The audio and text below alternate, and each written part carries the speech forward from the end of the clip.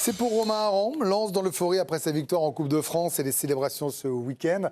Elle va vivre un été agité et donc tout sauf ça chez le Comment du Soir. Et oui, c'est la rançon de la gloire, forcément, pour les 100 et or. Qui dit saison magnifique, dit convoitise pour tout le monde. À commencer par Pierre Sage, que les dirigeants doivent conserver à tout prix. Il a parfois laissé la porte ouverte à un départ la semaine dernière, mais il a reconnu, il a reconnu avoir des contacts. Mais hier, dans Téléfoot sur TF1, il a répondu oui à la question « Serez-vous l'entraîneur de Lens la saison prochaine ?» Mais son président, Joseph Ougourlian, a déclaré aussi ce week-end « Je pense que Pierre va continuer avec le club. Maintenant, Pierre, comme n'importe quel joueur de Lens, est très convoité et ces gens savent qu'on ne fera pas de folie et qu'on ne se mettra pas à payer des salaires qui ne correspondent pas à ceux qu'on s'est fixés au niveau du club. » Alors notre correspondant dans le Nord, Sébastien Boé, a vécu la finale de la Coupe de France au Stade Bollaert. C'était vendredi soir et les supporters lensois, eux, n'avaient que le nom de Sage à la bouche. Bon choix. Pierre Sage, ça a été vraiment l'homme de la saison, l'homme de l'année. On peut lui dire merci parce que je pense que grâce à lui, Lens, on est allé jusqu'en haut. Il nous a amené la première Coupe de France et c'est grâce à lui qu'on est là, donc merci à lui. Alors après l'entraîneur, évidemment, le deuxième grand risque, ce sont les joueurs. Il y aura des départs. On peut craindre une fuite des talents du côté du Pas-de-Calais.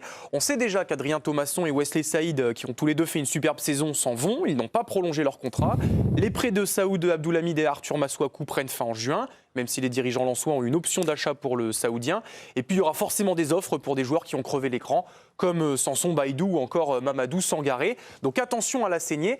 Et puis on en vient au troisième point. Pour compenser ces départs et être compétitif, à la fois en championnat et en Ligue des Champions, il va falloir recruter pour remplacer évidemment les partants et pour doubler les postes. Le budget n'est pas extensible, le président Ougourlian l'a dit, mais le Racing peut s'attendre à recevoir au moins 50 millions d'euros grâce à la C1 la saison prochaine.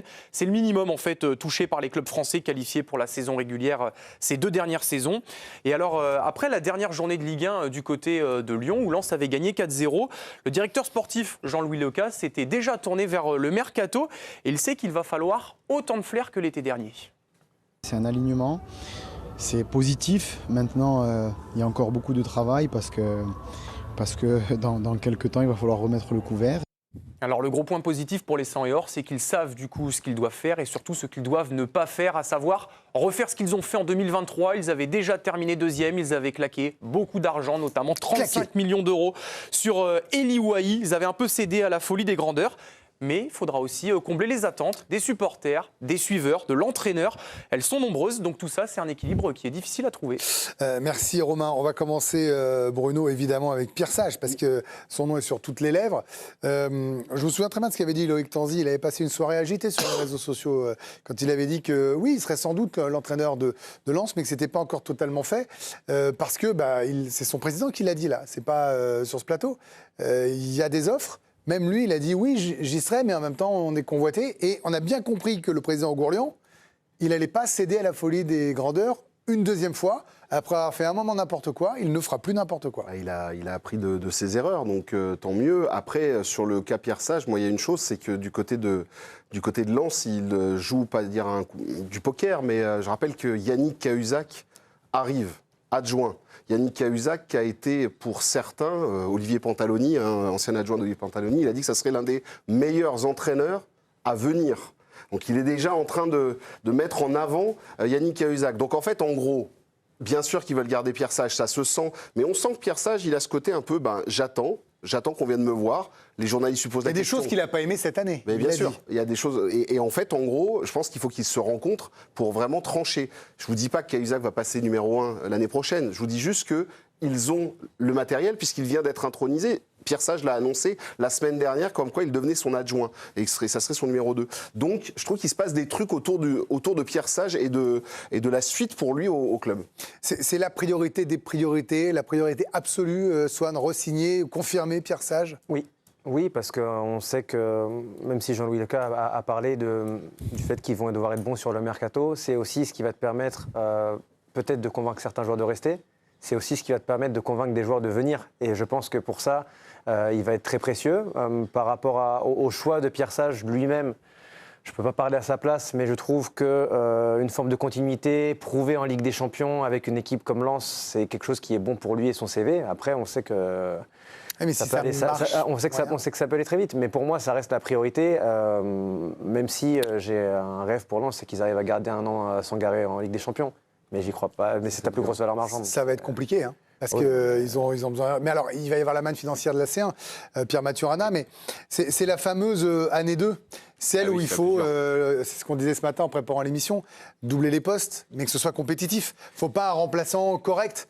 Il faut un gars qui est capable d'assurer pour gagner en championnat quand l'autre brille en Ligue des Champions, par exemple. Vous voyez, même si on peut enchaîner les matchs. Surtout, année 2, ça n'a pas la même signification pour tous les calibres de clubs. C'est-à-dire qu'année 2, pour Lyon, Monaco, Marseille, oui, c'est faisable à imaginer. Pour Lens, qui n'est pas calibré en début de saison pour aller jouer le titre en Ligue 1 et se qualifier en Ligue des Champions, forcément. Eh ben, faut avoir cet équilibre entre comment on ne fait pas redescendre trop vite le soufflet l'année prochaine et comment on essaie de garder quand même encore des objectifs qui collent avec ce qu'on a fait l'année d'avant. Donc c'est ce qu'il y a de plus compliqué et tu peux vite redescendre. Mais ça vous inquiète un peu Brest, ou pas ? par exemple, on a vu que le soufflet derrière était retombé à Ça vous inquiète un peu ou pas ? Non, pas trop. Pas trop, je trouve que Lens, alors même s'il y a eu la période Eliwoye, etc., qui était un peu compliquée, je trouve que c'est quand même un club qui apprend de ses erreurs, qui travaille bien et qui fait pas n'importe quoi. Leur recrutement de l'année dernière le prouve entre le. Oui, mais on peut pas faire de la magie chaque été. Non, pas de la magie, mais si tu travailles bien, il y a des clubs qui arrivent à travailler. En fait, si tu le fais chaque été, ça devient plus de la magie. Et il y a des clubs qui arrivent à le faire. Ça devient de l'ultra compétence. Voilà, Ouais, non, mais ça, c'est une tu peux possibilité travailler bien aussi. sur plusieurs saisons, quoi. Bien sûr. Je veux dire, tu peux avoir effectivement la recette sur un peu la même, des briscards qui ont envie de prouver encore, des bons coups sur des prêts, et puis tu vas faire comme Lyon, tu vas chercher un Pavel Souch ou des joueurs comme ça. Voilà, ça tombe pas du ciel. Faut bosser, quoi. Ouais, tu bosses, quoi. Faut bosser. Charlotte, vous avez joué à Lens, vous connaissez bien l'environnement. On l'a dit plusieurs fois, le président Gourlian, qui est un formidable businessman, qui a totalement réussi dans le monde des affaires, c'était un peu brûler les ailes, peut-être par ambition, je ne sais pas, en confiant trop les rênes. En tout cas, il n'était pas tout à fait aux commandes et il avait trouvé que ses comptes avaient été un chouïa vidés. Il a repris les choses en main avec le plus grand succès en nommant des gens compétents à la bonne place et lui en surveillant. Est-ce que c'est possible en année 2, avec la Ligue des Champions, de trouver des joueurs qui soient au niveau de ceux de cette année et de remplacer en qualité ceux qui ont fait cette deuxième place et la victoire en Coupe de France? Parce que là, on parle d'élite. Hein. Je pense que tout ce qui s'est passé cette année, la communication, les belles images avec les supporters, en fait, tout l'engouement qu'il y a, quand on est joueur, on a envie de jouer dans des équipes comme ça, avec un entraîneur comme ça. Donc j'espère que, évidemment, Pierre Sage va rester. Donc même quand on est un bon joueur, qu'on a un salaire qui est conséquent, vouloir avoir une expérience à Lens, jouer la Ligue des Champions avec des joueurs comme ça, je rejoins Swan, j'espère qu'ils ne vont pas perdre Sangaré parce qu'il va y avoir des départs qui vont faire mal. Je ne suis pas sûr qu'il soit chez oui, nous mais après, encore en Ligue 1 finalement, l'année prochaine. Hein. Sauf des offres. Il y aura. Considérable. Oui, il y en aura, mais après, ça va arriver, je veux dire. Non, mais ça va arriver, mais la finalité, c'est que les joueurs ont quand même un droit dans ce qu'ils ont envie de faire. Mais si les joueurs, vous leur dites, vous faites votre salaire x3, Charlotte, le joueur, il n'y a pas que le club qui va prendre de l'argent. Moi, je suis d'accord avec vous, je rêve comme vous, mais je me dis que s'ils lui disent c'est x3, et ça sera x3. Oui, mais tu vas jouer une Ligue des Champions dans un club où tu es super bien à la Gaillette, je peux vous dire. Vous connaissez des milliers de joueurs qui sont partis des clubs alors qu'ils allaient jouer à un challenge sportif formidable, parce que d'un coup, vous mettez tout le monde à l'abri. C'est dans un monde idéal. Et puis Lens est un peu contraint aussi par les droits TV qui vont pas être énormes. Il n'y en a plus. Il n'y a pas grand-chose, quoi. C'est ça la réalité. Non, mais moi, j'allais dire, je suis rêveuse. C'était bizarre, mais j'aurais été, je suis rêveur comme Charlotte. Évidemment, par rapport à ça. Non, mais il y a du boulot, mais en même temps, je trouve que c'est passionnant. Question, Bruno. Lens, quand vous êtes un joueur de très bon niveau, que vous avez une Ligue des Champions à jouer, un public aussi extraordinaire, finalement une structure fiable, un beau stade, c'est sexy l'année prochaine pour un joueur? Très franchement, la séquence qu'on vient de vivre depuis vendredi, de vendredi à ce week-end, si le joueur n'est pas saisi par ce qu'il peut vivre là-bas, alors oui, ça peut être dans des conditions et ça peut être aussi compliqué, mais très franchement, Ligue des Champions, public et club avec de l'ambition, je pense que ce club-là va attirer.